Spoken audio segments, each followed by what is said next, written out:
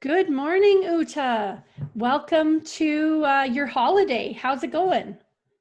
Good afternoon, Heather. Here I'm at the moment I'm in Germany. I went today. I arrived at my mom's place for a little short vacation. Usually I always go every year to visit my mother and my home country in June, in May, June. But this year, because of Corona, it was delayed. So now I took the chance because the flights opened up from India that I said, let's go and do a very quick holiday. It will be just around about 20 days. I'll be here, not quite, 19 days actually, to all in all. But yeah, I just needed that little break from, every day's work. And I just needed a little holiday for myself because it had been a very tiring time in India, a very difficult time due to Corona. So I said, okay, I just need a little break. So here I am. Well, great. I'm so excited because I think we're going to have a great episode today because we're going to talk about the process it was for you to travel, during this pandemic, during, the COVID-19 times. So why don't you start with telling me, right from when you started to make the bookings for the flights, how, the challenges that you ran into, getting canceled and rebooking, and etc. Right. Okay, yeah. I mean, it is interesting because not yet a lot of people can travel or do travel internationally, and there's a lot of open questions.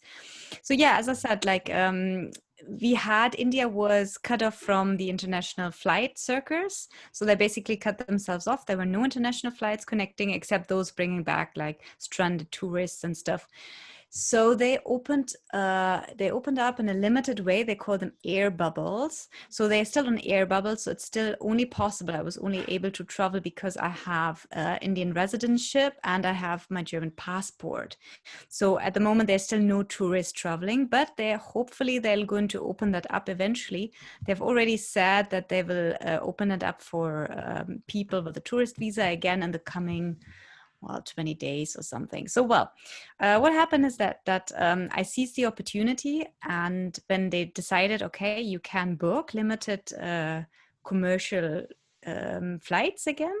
So I checked on the Lufthansa website because I said I want to have a direct flight. I don't want to, take a chance of getting stranded in some third country where I don't have, residency or, whatever. So I said I prefer a direct flight, and I was able to book. There were not many flights; it's still very very limited. The options were limited, so I was actually unable to get a direct flight from Delhi. No, I first got a direct flight. So they first booked me on 10th, a direct flight Delhi to Frankfurt. So I said, oh, perfect. That sounds great. But I still hadn't booked the domestic flight because I had to go to Delhi as well, because I said, okay, let's wait until everything's confirmed and I get a bit of a clear picture. And voila, the next day they said, no, sorry, we don't operate that flight on 10th, but we can rebook you on 12th. So I said, whew, fortunately, I hadn't booked any domestic flights as yet, because I would have needed to, rechange and redo them again. So I was a bit apprehensive whether that might happen again, but they went actually through with it. But I had to go via Munich. So I had a flight from Udaipur to Delhi, then from Delhi to Munich, and then from Munich to Frankfurt. So it was actually 3 flights in a row. And I was, till I arrived here, actually a bit apprehensive if everything would work out well. So the booking was a little difficult, but by the end, fortunately, Lufthansa was really good. They rebooked me without any fuss. They told me, okay, look, this flight got canceled, but we can rebook you 2 days later. It's via Munich, but would that be fine for you? So I said, oh, perfect.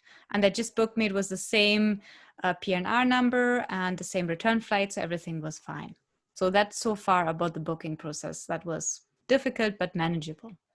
I do suspect that in these early stages of things slowly opening up for international travel, that there will be lots of changes, and so be prepared to have changes happen. So if you are looking at booking domestic to get to that international flight, you may want to hold off a few days just to make sure.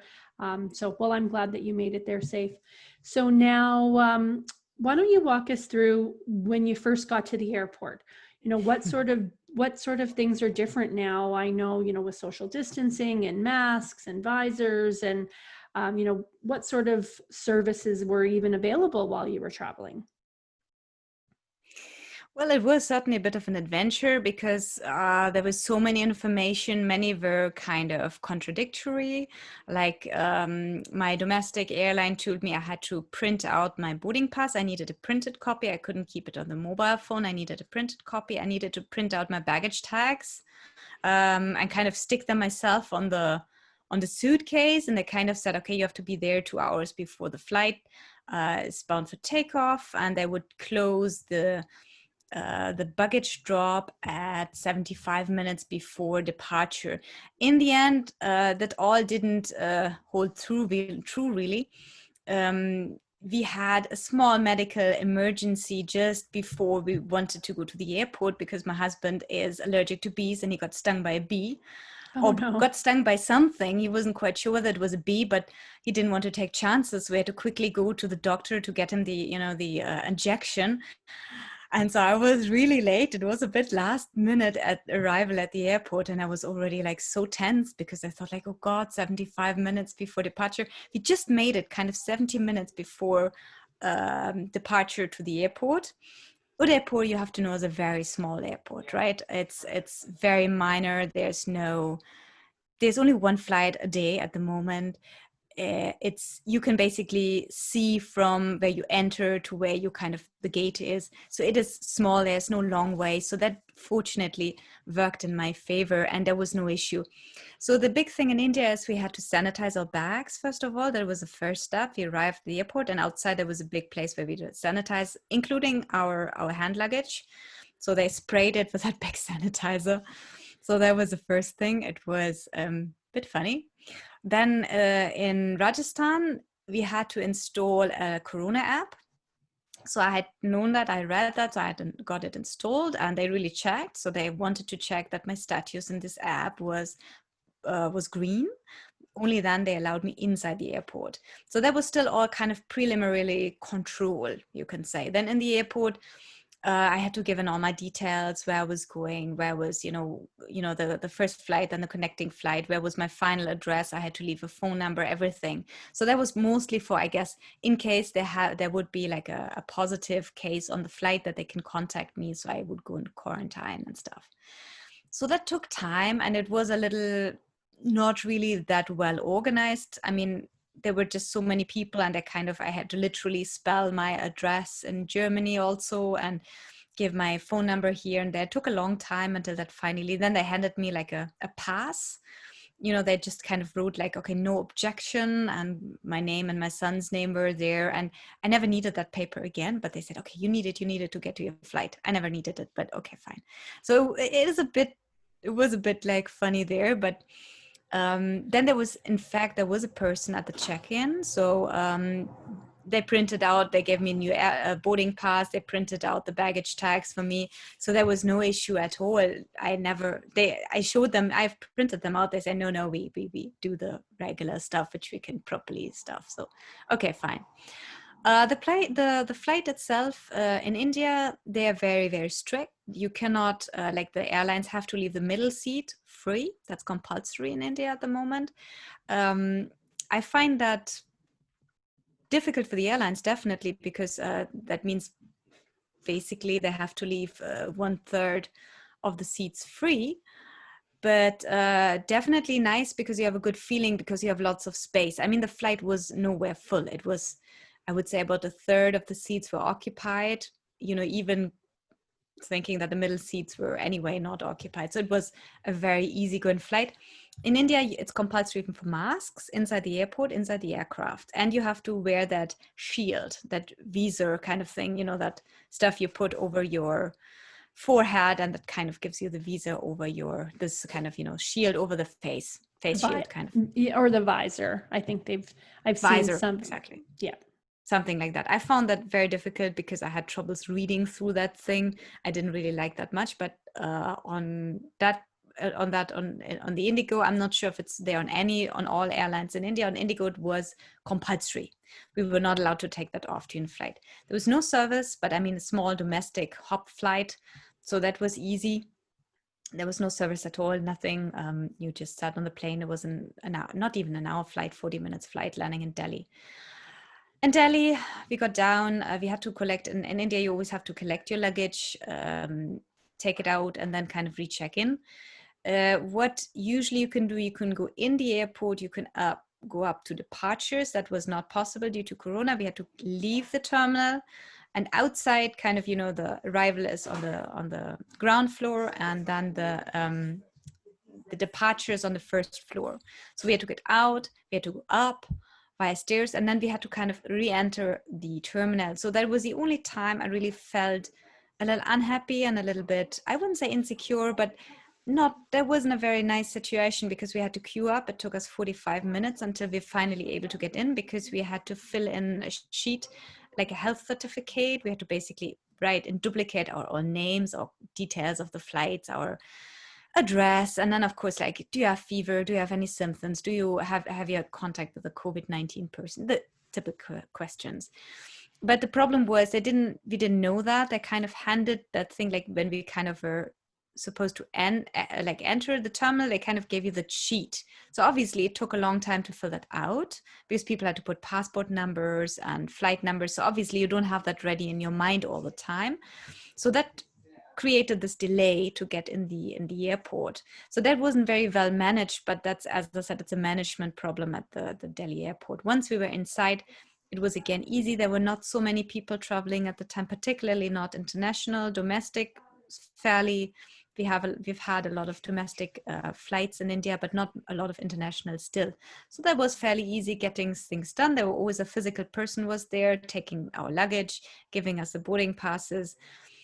Security was fine. I mean, obviously, always masks are compulsory in India everywhere you go, but no more shields or visas or anything. That was kind of fine, but yeah, that was kind of okay. So we went to the gate. The airport is pretty shut. There were very few shops open, very few restaurants. There was like a single little coffee shop, and we were actually a bit hungry, because by that time it was like 10:30 in the night, and we didn't really have a big dinner or anything. So we were, devouring a sandwich and had a coffee. And then we went to the gate, and then all of us got like a pack with, one of these hospital gowns, exactly. So we had to wear the hospital gowns, and we had to they got masks as well, but we had personal masks, so I didn't wear that. And again, the shield, this kind of visor for the face. So that wasn't really compulsory. They said the crew wants us to put that on, but in fact the crew didn't care. They said, if you want to put it on, if you feel good, do it. If you don't want it, we don't care. It was somewhere at the airport organized, but everyone got this little kit. So we all looked, it suddenly looked as if we were in a hospital, all with our blue gowns on. So it was really a funny picture. There was a lot of kids, and they basically had them all in XXL. So they were all too big. Even me, I felt like an astronaut in that suit. It was like wearing a tent.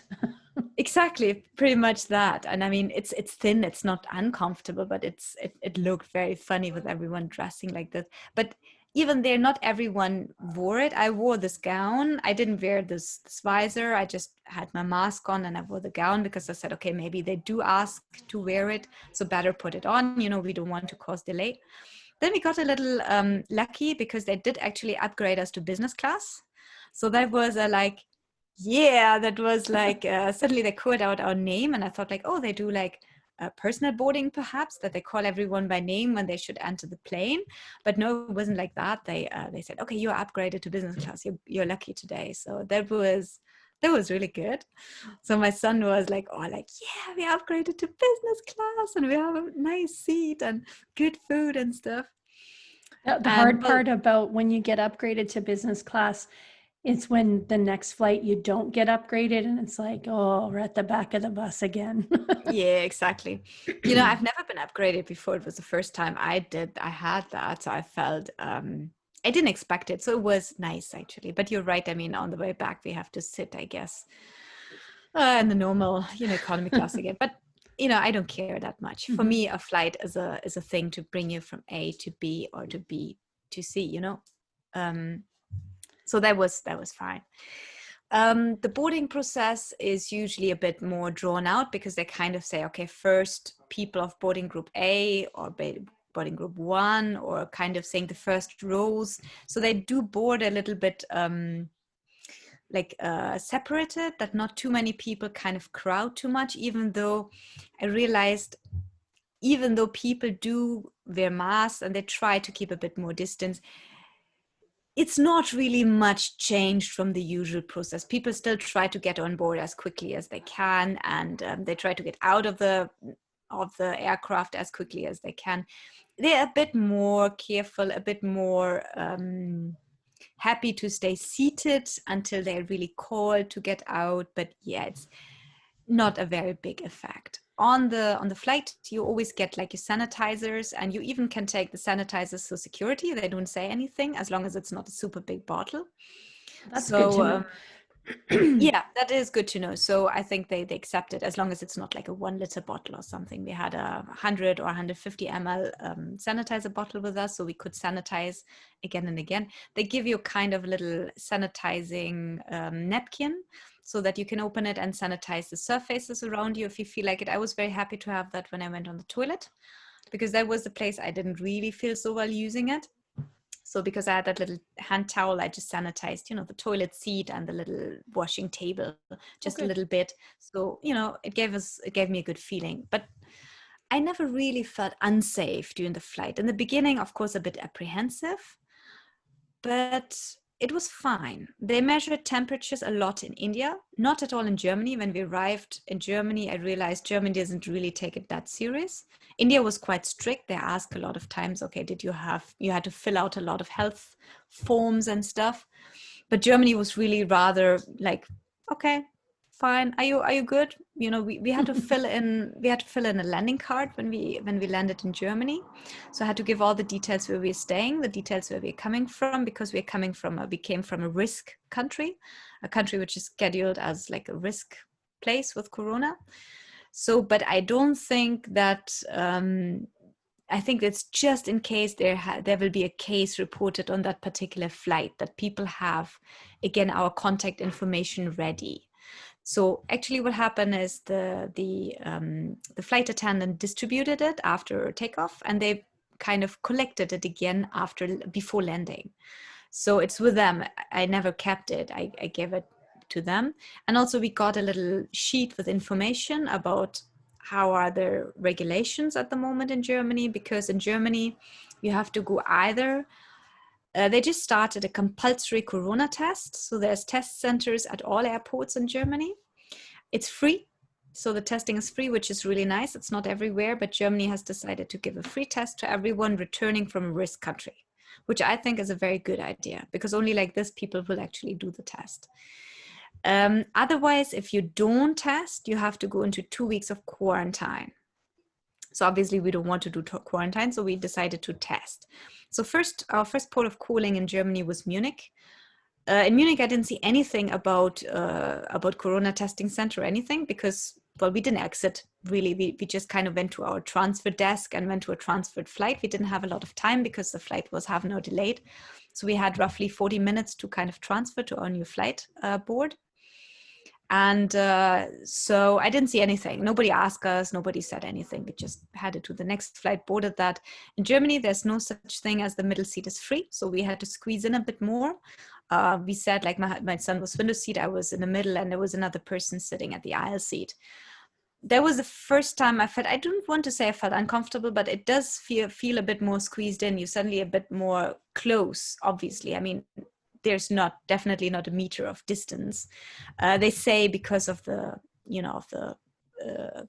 AC, that all the air will get swept up in the airplane, and you don't really, it will get cleaned automatically, and all the stuff what you kind of might exhale, I mean, you still have to wear masks, right? It will not get in the environment, but it will get sucked up in the AC. It will get through a filter. It will get cleaned, and there's no risk. But obviously, as you sit so close, you kind of touch the same surface as your neighbor might have touched and stuff like that. But as I said, in Germany, there's nothing. They're not that concerned. Now, then we landed in Frankfurt, we got our luggage, and then we went to the test center. And that worked really, really well. It was amazingly well, very efficient, very well organized. We did that corona test, which is pretty easy to do. I was a little apprehensive because I had read that it's not very nice, that kind of hurts, and you have this gagging reflex because they have to take, the tissue from your back throat. But it was actually fairly easy. We had to register with our email address. So we get the result in about 24 hours. So these 24 hours, we're kind of grounded at home, even though nobody checks, right? Nobody in reality checks where you're going or where you're staying. It was organized from the German Red Cross. They had cabins. It was very fast, very efficient. We had to wait maybe 10 minutes for our turn. Then we went into cabin. My son and me could both go in one. There was a person taking our detail, we got a little card with our name on and a barcode, which we handed to one person who did the kind of registering and stuff, and the other person took the sample. That was done in 20 seconds. It was not at all bad. It was totally fine. It's not nice, but it's not bad. So then we did the test, and that was it. We were free to go. So that was the end of our journey. Well, I as I was listening to you, you've described it excellent. The key word I learned from it was patience. As we go through this really, new, all of these things are new for us. So, Exactly. being patient, and because you just, like you said, it took some time to fill out the forms. Well, for someone that maybe has reading difficulties, or older senior, maybe Old can't see people. as well, it's going to take time. But it was interesting that how there does seem to be kind of gaps in the one extreme to the next. How you said when you arrived in Munich, how as long as you didn't leave the secure area, you were it was like it was normal.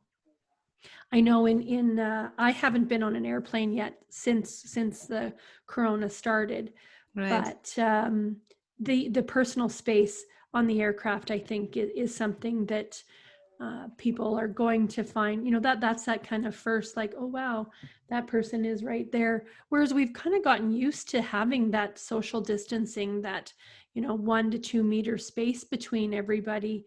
I do know Canada had the middle seat open for a while now. They have returned back to the full capacity.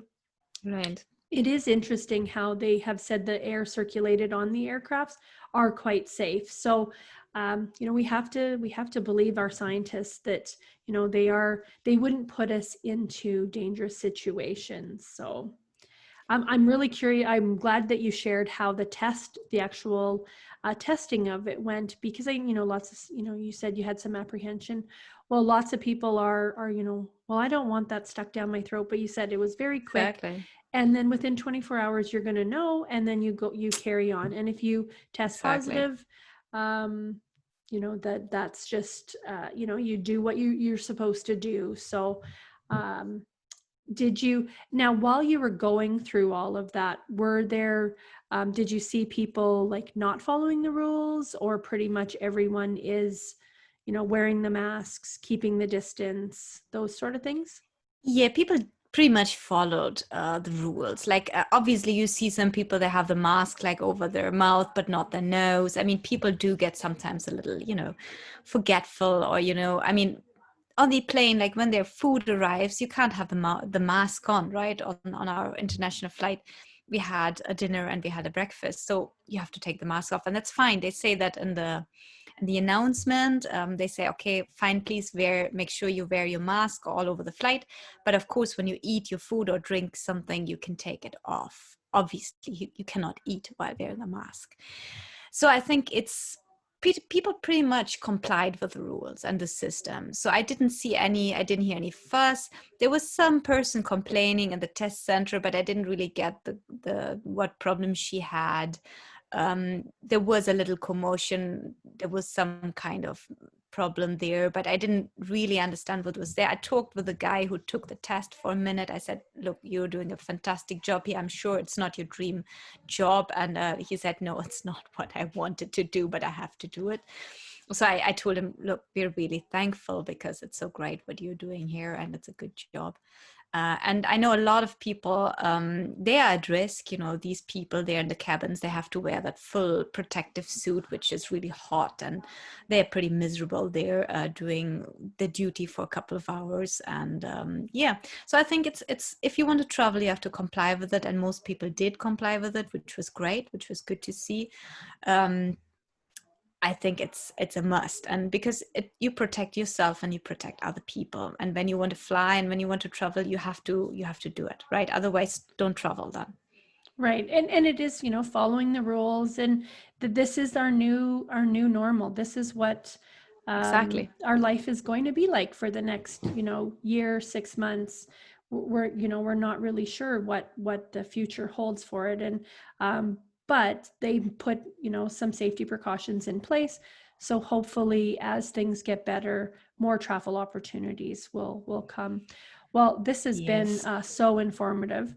I do want to share with our listeners that part 2 of this episode will be coming out shortly, where Ute and I are speaking directly with travel agents and airline employees to give us more feedback that we can share with you on, you know, how to make your international travel or domestic travel that much easier by getting kind And of those safe. insider tips. Exactly. Yes. Well, I'm super happy that you made it to Germany. I know you've been Me looking too. forward to having a little break and spending some time with your family. I met your mom earlier, so Exactly. she's super cute. I can't wait. Loved how she brought you 2 coffees. I'm like, she knows us well. This is a 2 coffee episode. um, Exactly. so, will you go and have the rest of your evening? I'm sure you're tired from your flying all night. Tiny And bit, yes. I am just kind of getting my day started. I'm back to doing more technical editing to get more podcasts ready for us. So, thank you everyone for listening to our podcast today. Ute and I take a lot of pleasure in recording these for you, and know that you know, we're trying to cover all the bases for you. If you like the show, please remember to hit the subscribe button. If you'd like to send us a message on Facebook or send us an email with topics for new podcasts, please do so. And did you have anything else to add, Ute? No, it was great talking with you about this. We wanted to do a Corona episode for a long time because I think it is such a big topic at the moment for everyone traveling, because there's so many confusing messages out there. There's so much insecurity. So we want to kind of, use this podcast to clear up a few of these insecurities, kind of to give you a good feeling to go traveling again confidently in future. Yes, confidently for future travel. So keyword from this episode was have patience. Exactly, definitely. You'll and need it. uh, And and comply to the rules.